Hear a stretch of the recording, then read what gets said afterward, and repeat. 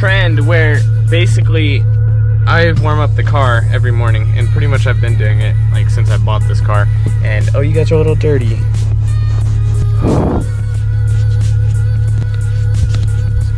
There you go.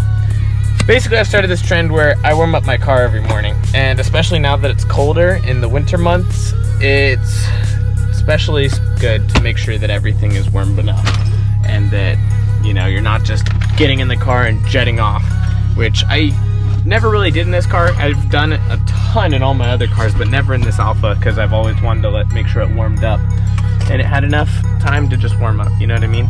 Anyways, right now we are headed over to my parents' house, and we are going, oh, we should probably put it there we go. We are going to my parents' house. We're gonna be working on the buggy, the Roadster, a little bit more. Hopefully we'll finish grinding down the paint. It's around 10 a.m. right now. Slept in a little, I'm sorry. Anyways, also, you guys will notice I got another Lambo. Like this Lamborghini Huracan right there. That thing is like freaking sick. Oh my gosh, yes. So now I have the Aventador and I have the Huracan right next to each other on my dash, and honestly, if I had to choose between the two, I'd want that one. That's just me though, don't tell nobody. All right, let's get on out of here. Also, I haven't had any problems getting up this driveway, which is kind of surprising. This gravel driveway, especially in the rain, it rained really hard the last 2 days, and I didn't have any trouble. I didn't slip once up the driveway, which is actually really surprising. I'm surprised that that didn't happen. Anyways, guys, let's see you over at my parents'. Okay, we just got here. We have, basically this is where our starting point is. We have this all framed done. Basically what I was thinking, and what my grandpa made me realize, is that by polishing the frame, well, you know, grinding down the frame and then polishing it, it's like, you're going like 90% of the way. So, I mean, it's literally 4 bolts on either side and the 2 bolts in there, and then the whole engine and transmission comes out of the car, which isn't really that hard. So I might as well do that and then take out the wood, sand it all down, and do everything 100% right, and literally just make this a fully restored car, which should increase the value, you know, by an extra grand or two. So although it's a pain in the butt and I don't really want to do it, I'm going to do it. So without further ado, I'm going to undo those 4, see if I can't find a little S-hook or something to hook right off there with my nice cherry picker, and get this thing all ready to go, I guess. First things first, let's undo the suspension, and then we're gonna take out the engine.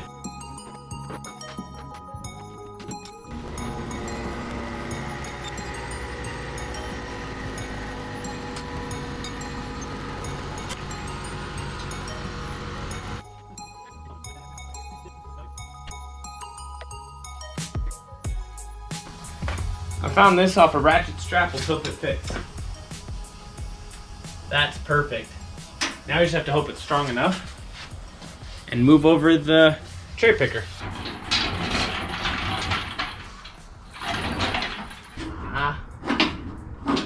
There we go. Got it. Now, tighten this puppy and bring her on up. What broke? Oh, I guess that S-hook wasn't strong enough. Hopefully this works. I found this hook. When I shaved off that plastic, it fits. Seems like a good lift point. Everything seems pretty centered. It's holding onto the frame. So we're gonna try undoing the 2 suspension pieces and then undoing these A-frames and see if that works.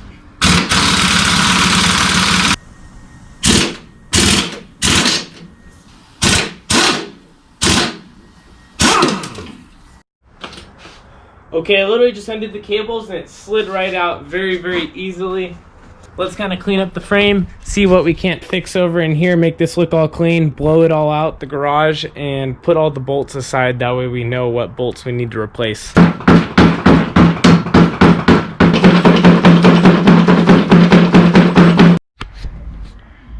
Awesome, guys. So we were able to get everything fully disassembled. We took out all the wood pieces. Engine is now successfully pulled out, which that thing is looking pretty good. We have everything that is new all over there, newish I mean, and all this stuff needs to be resurfaced. And then we have all of that.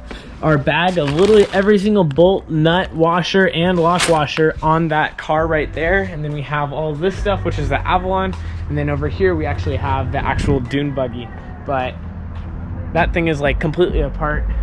Next step on this thing is just to you know, all the hardware is off, so the next thing we're gonna have to do is just, you know, grind down the paint to all this metal and then polish it up on after that. And we started today with a little bit of a screwdriver, just kind of picking out all this grease and stuff, because as you can tell, that's what it used to look like, and that looks like way better as it is. And that's not even going over with the little grinder wheel. And then we blew out the entire garage, so this car, like this spot, it's actually looking really nice.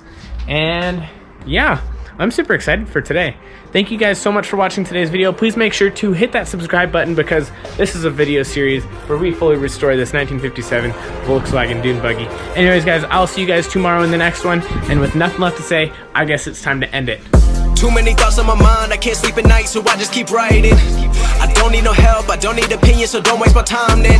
I just been living online, my city don't show me no love, and that's fine. Fuck local radio stations, I got more plays than all of these rappers combined. I'm going again, I've been going in, I'm fed up with so many things, I gotta just let it all out. I'm talking about the shit they've been talking about, telling me I should do this.